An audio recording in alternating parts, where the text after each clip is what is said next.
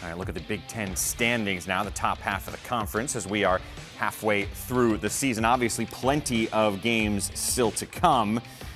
But as you take a breath and realize we are at the halfway point, let's reassess. Thank you for actually taking a breath, Anthony. Yes. Let's reassess where we are, especially individually speaking. Let's give out some awards right now, our Midseason Big Ten Conference Awards. We're going to start off with Coach of the Year. Ross, I'm going to let you go first. Who's got it right now? Well, this could go to a few guys, obviously, but I'm going to pick Kirk Cignetti at Indiana. The Hoosiers are 6-0 for the first time since 1967. And take a look at what Cignetti has done at a place that really is notoriously somewhat underfunded in football and where it's just tough to win.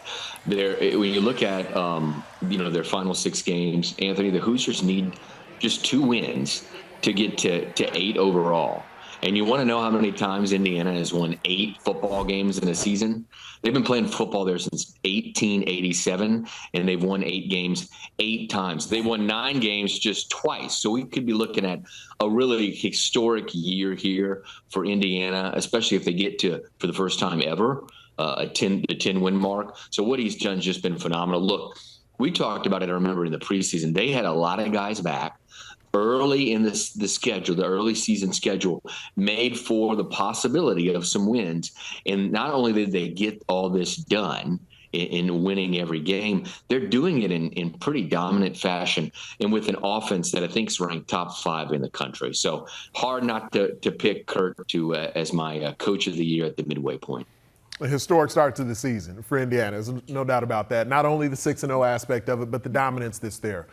Double-digit win after double-digit win over and over again. So I would certainly agree that Kirk Cignetti, the leader at this point in the season, midway would be Coach of the Year. But I do think there's a lot of consideration worthy of giving to Matt Rule for what he's doing in Lincoln with Nebraska, because there's some youth and inexperience in the lineup on offense. He's got a true freshman as a quarterback who at times has looked like a true freshman, but there's a control and a composure that Dylan Raiola is playing with that I don't think should be solely credited to Dylan Raiola. You have a freshman quarterback who's in a good situation. It hasn't been a dominant run game for Nebraska, but it's been a forceful run game. It's been a utilized run game for the Huskers this season that aids in taking some pressure off of the young QB when he knows that every play call isn't just going to be up to him deciding a full field read, using his right arm to win the day for the Huskers. So I love that. And of course, what they've done defensively with Tony Elliott, you see a balance to the way that Nebraska operates, and it's only year 2 for Matt Rule. And yes, there are close games that have been lost, close games that have been won though. So they're starting to get over that hump, not having as many critical errors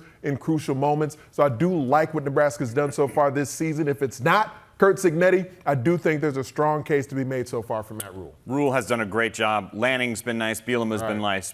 But Cignetti's the national coach of the year right now. Agreed. I think we all agree on that. All right, how about offensive player of the year? I don't think we're going to have a lot of agreement on this one. Who are you going with? I'm going with Penn State running back Tyler Warren. No, I'm going with Penn State center Tyler Warren. No, I'm going with Penn State quarterback Tyler Warren. I mean Penn State tight end Tyler Warren. What he is doing in the numbers he's putting up as a pass receiver, the red zone weapon that he is. When you get into the red zone, you're either trying to create space or you're trying to create matchups. They do both with Tyler Warren because of the level of playmaker that he is when you get into that area of the field. And year after year throughout his Penn State career, this former high school quarterback has turned into one of the best blocking tight ends in the country as well. And they can align him anywhere. He can stalk block out in space. He can be at the end of the line of scrimmage, taking on a defensive end, climbing up to the second level, eating up linebackers, moving his feet, running his feet on contact. There's not a player who's been more impactful in a wider variety of ways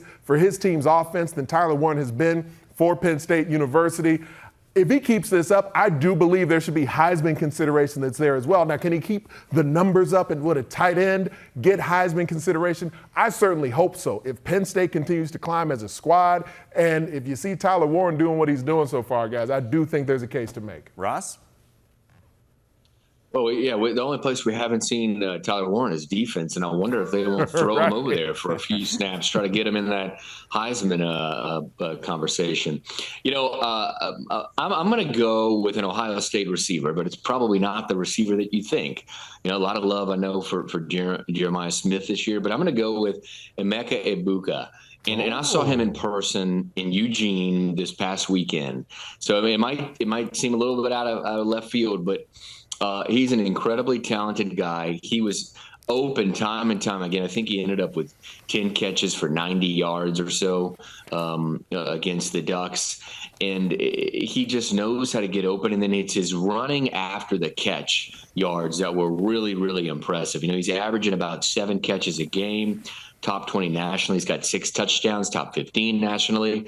The incredible thing is what he does after the catch that's been the most impressive. He's already got, I think, 5 more catches than he had all of last season when he fought off some injury and missed 3 or 4 games. So, yeah, I know it's kind of an odd pick. How about this? Between us, Anthony, we don't have a quarterback as our not a one. Offensive player of the year at the midseason. I want to point out, nothing wrong with either of those picks. They're both very talented players. Okay. But we just talked about Dylan Gabriel. Yes, I like him. Second in the country in completion percentage. Caleb Johnson is second in the country in rushing yards when everybody he plays knows they're not throwing the ball against him. And you guys went with a tight end and the second wide receiver at Ohio State? I like your Caleb Johnson case. It's a strong one. Yeah? Yeah. I'm on board with that. Well, I'm pushing the Dylan Gabriel case then as well. Ross, what about Defensive Player of the Year? I think we might find more consensus here. Yeah, I'm going to go with the Penn State's Abdul Carter. This is a player who made the move, Anthony, from linebacker to defensive end. We talked about him a lot this year in that shift. He's got 4 sacks, leads one of the best defenses in the country. You'll remember he dominated the game against Illinois, had 4 tackles for loss, 2 sacks, a forced fumble that basically ended the game. Just a real versatile player. I think that scouts probably salivate when they see him, 6'3", 260, who could kind of move around the field and play at a variety of positions. And I'm going to go with a defensive lineman as well. Not exactly the guy you're going with, though, but someone who has actually wrecked shop his first season in the Big Ten. I'm going with Mikal Kamara for Indiana. And what he's doing in sacks, in tackles for loss, amongst the conference leaders throughout the season so far. But the impact that he's had for the Indiana Hoosiers, where a lot of the headlines have gone to Indiana's offense. And he doesn't necessarily lead the Big Ten individually in either of those statistical categories, just amongst the leaders. But he would lead the Big Ten in juice. There's not a player in this conference who provides more energy, more urgency to the teammates around him on defense than Mikal Kamara does for the Hoosiers. And he's a closer. When it comes down to those moments in the game where Indiana is beginning to surge, is beginning to separate from the opponent in the fourth quarter, you want that guy that can close the show on the opponent. And we've seen game after game Mikal Kamara be that guy for the Hoosiers as well. When the quarterback drops back to pass, you've got them in a predictable down and distance, and he has just been unblockable in those scenarios. And the tenacity that he chases the ball with against athletic quarterbacks, stationary targets in the pocket, inside moves, edge rushes, the energy that he plays with. He reshaped his body over the offseason, and talking to Kurt Cignetti about that. He's been around Mikal Kamara for years at this point, but said that's been one of the biggest differences in his game. He was very productive at JMU, but then went through this sort of reimagining of what he can be off the field and how he can be at the peak of his physical conditioning, and it shows up week after week. Not going to wow you statistically, but the intangibles he brings are so important for a defense that I think you're right. That's getting overlooked. Indiana scored 40 points a game in recent years, but they haven't been winning by double digits because they haven't had the defense that they've been getting this year. I really like the conversation around this last category. Yeah. Big Ten Freshman of the Year. I think there's a couple guys who could make a really strong case. Which one are you going with? A lot of options here. I'm going to go with the guy that maybe feels like the obvious choice because of the highlight reel grabs that are seen by Jeremiah Smith. But beyond what we see from the one-handed catches that happen almost on a weekly basis at this point, there is such a maturity to his overall game. Like his approach to being competitive is the stuff of legend, and it's coming on the heels of Marvin Harrison Jr., what he was as a worker, what he was as a competitor.